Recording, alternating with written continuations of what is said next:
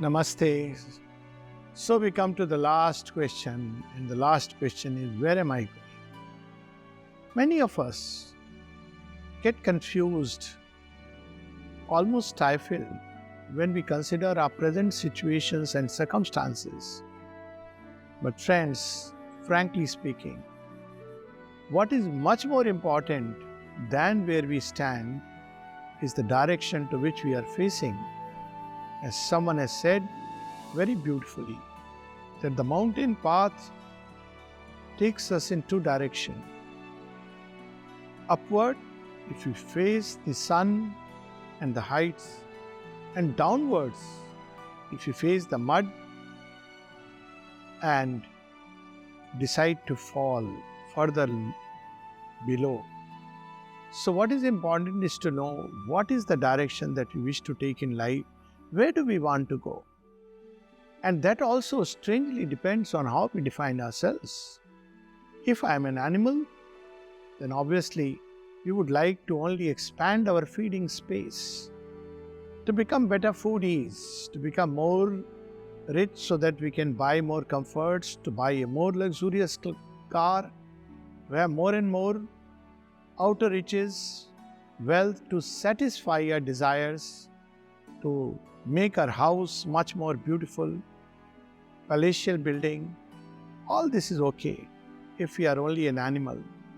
But if we have defined ourselves as humans, we would wish to progress endlessly till our last breath, because there is always something to learn, always somewhere to grow in some way or the other. Always there is something that we can do to help and improve ourselves, to educate ourselves, to evolve consciously. And if we take it that, well, we come from the great source, the creator, the divine origin, then where do we have to go? First to discover and then to unfold this divine origin in our lives. For that alone can give us the true meaning and purpose of existence. To live only for the body and a little bit for the vital joys and pleasures is to lead largely an animal existence. To live only for the family and children is also to live largely an animal existence with a little bit stamp of the human through tender care and affection and attachments. To live for progress, to become better and better in pursuit of an perfection or an ideal, is to truly live a human life and improve upon our condition.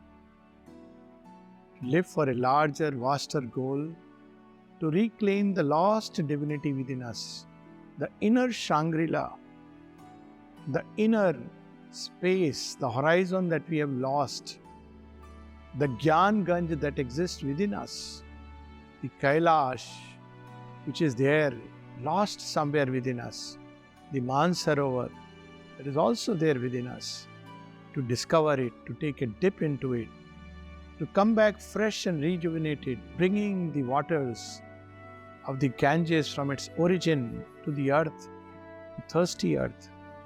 That indeed makes life worthwhile, meaningful. The greater the purpose, the greater the quality of a life.